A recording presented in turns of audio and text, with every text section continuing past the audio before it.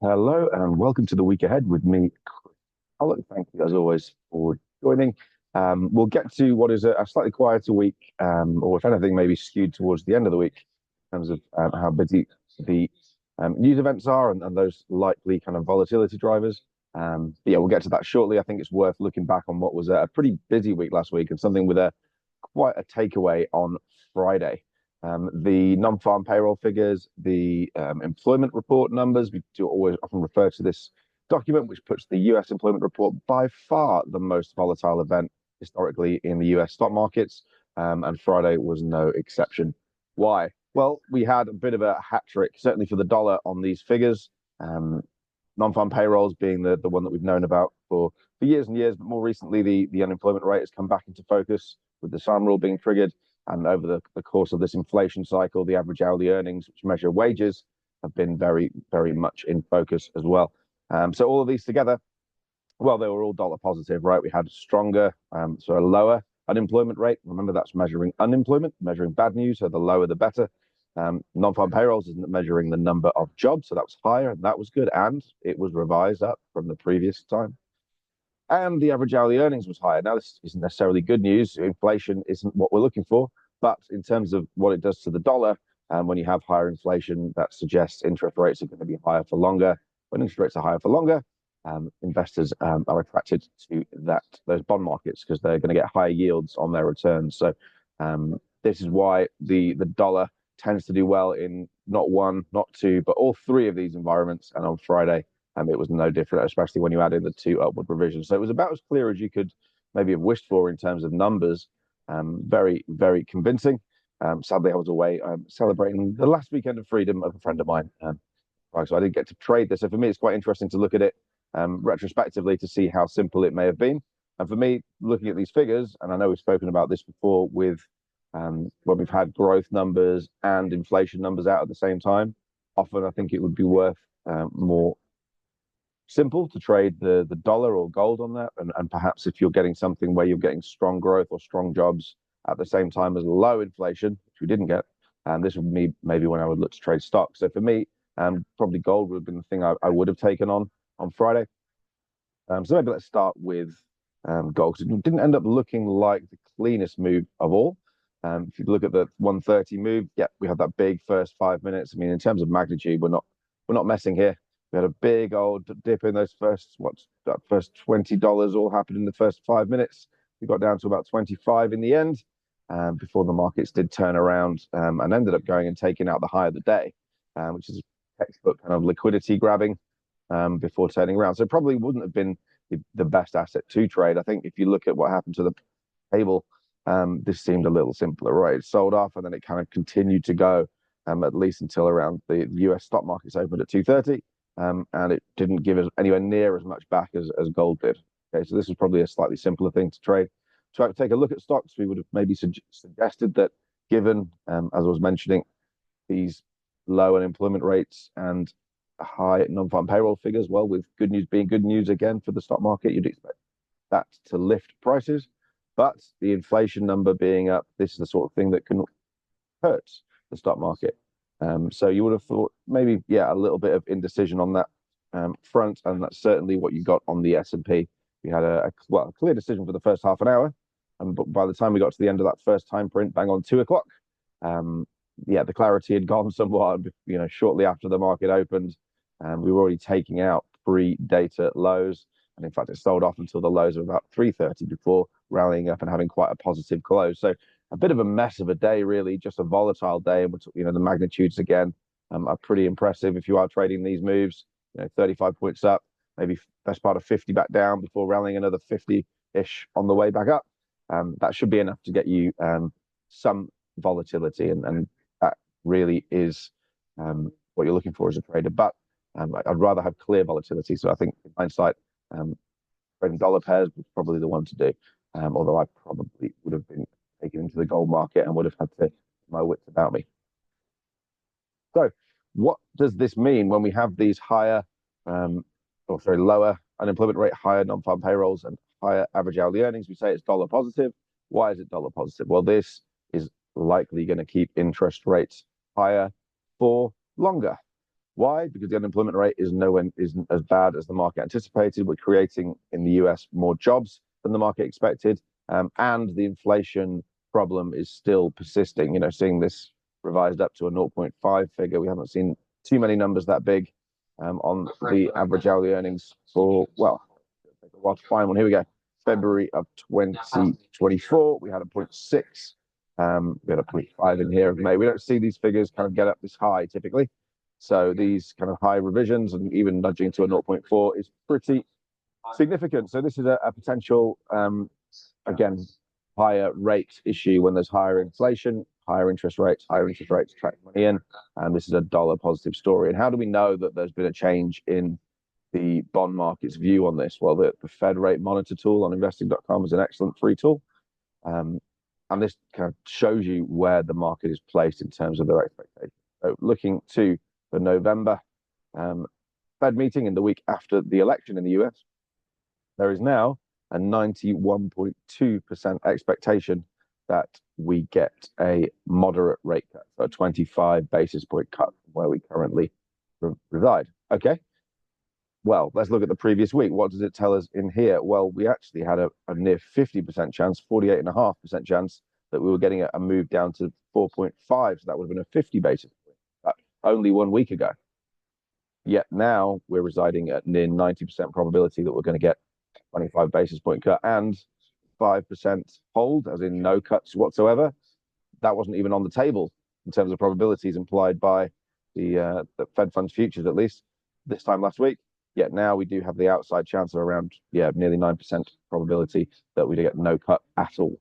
And this is almost all down to the non-farm payroll figures on Friday. So this is how news moves markets, news affects markets, especially affects bond yields. And I think the short-term interest rates and bond market maybe one if you haven't got into them yet. It's not been a popular place the last 15 years, but I think the next 10, 15 bond traders might be those big hitters again. So that's enough of last week. Let's roll into this week. And it's going to be a slightly different take on things this week often is, because the Monday after non-farm payrolls is often the lightest in terms of economic data. So what does that mean? Does that mean not to trade at all? Well, not really. It means you probably need to change your methodology a little bit. You're probably not going to get huge stimulus from any news source. You'd be lucky to get one today. Maybe you'll get something from one of the central bankers. I wouldn't want to be sitting here all day necessarily waiting for that to come my way. So I think understanding how to trade technicals is very important. I know we talk about news a lot, but there are times to be really heavily focused on the news and the news events that are going to lead markets. But you also need to be capable of capitalizing on technical moves. Markets look for levels of liquidity. This is what I do and teach when doing my one-to-ones. The volume profile is really what I'm after, and it tells me an awful lot about where the liquidity lies. So the next day, so Monday through Tuesday, again, very, very quiet. In fact, unless you're trading in New Zealand stuff on the interest rates, you're probably waiting for the oil inventories or even the minutes on Wednesday night before you get anything really meaningful coming in for US assets or commodities. This is also on the Wednesday around the same time where we get a pretty hefty bond auction. 10-year note, the US 10-year bond auction Wednesday night at 6 o'clock UK. This could be bigger than the Fed minutes potentially. So Wednesday really start to get things moving. Then we roll into Thursday, a CPI. We obviously found the average hourly earnings numbers slightly hotter than the market was expecting. Will the headline CPI or the core CPI figures reflect this? Again, that might really bed in that we're only getting this 25 basis point cut or even less. And if those inflation numbers continue to come in hotter than expected. Thursday also has another bond auction, a 30-year, so the 30-year bond auction, or the 30-year bond, should I say. This is this underpins the whole of the US property market. In the UK, at least, we have it's very common for us to have 2 to 5 year fixed or variable mortgages. In the US, typically you have a 30-year fixed mortgage, and that mortgage is based on the 30-year bond. So this is quite an important auction for consumers out there, because if we are getting big moves in the bond market, in the 30-year particularly, that can very much affect the US housing market. So one to watch on Thursday again at 6 p.m. UK time. Friday looks a little bit lighter PPIs, so the producer price index as opposed to Thursday's consumer price index. This number can be interesting, but when the producer price index comes after the consumer price index, it's often much less impactful on the markets. There's once or twice a year where this comes out before the CPI. When that happens, I do care about what these figures tell me. But on Friday, I probably won't be caring too much about these. But there's something else we've got our eye on starting this week, which will have me very excited for the month ahead. This is, I find, the easiest markets to trade as we get into earnings season, which start properly this Friday. And before that, UK GDP figures out early Friday, along with a raft of other numbers that they get at the same time. We do have the preliminary, so the most interesting University of Michigan consumer sentiment figures. But yeah, these are, I think, quite rightly down as medium impact news events these days. I think they're given a little bit more love by the data.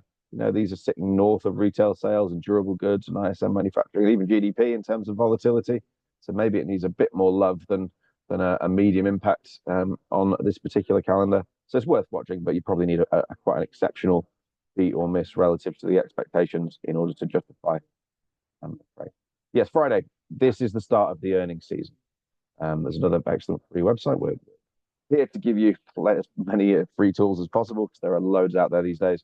If you go to earnings whispers, JP Morgan, you will see at 6:55 Eastern time, so that's 11:55 a.m., we will get JP Morgan's earnings. JP Morgan are one of the, well, not the biggest, but they're certainly up there, number 14 in terms of the component size of the Dow Jones.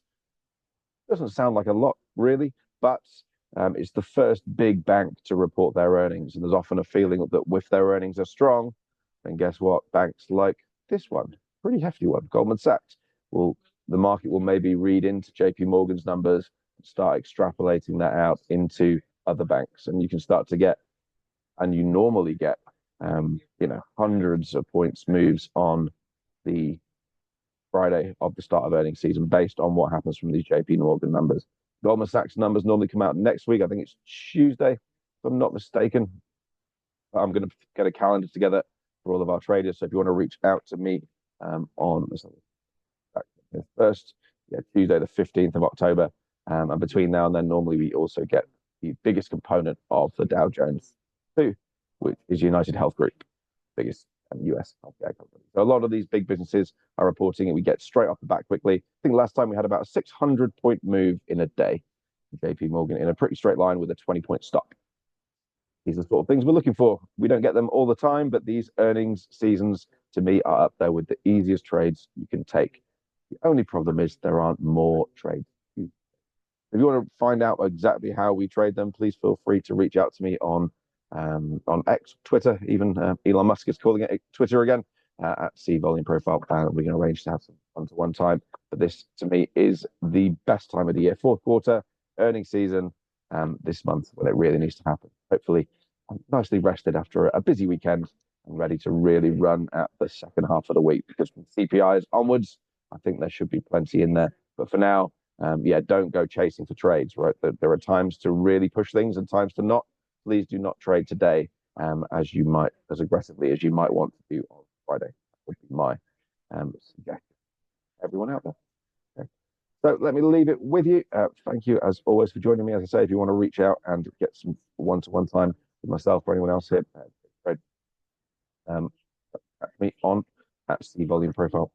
Yeah, we'll talk a little bit more about what this volume profile is all about. Thanks for joining us. Bye-bye.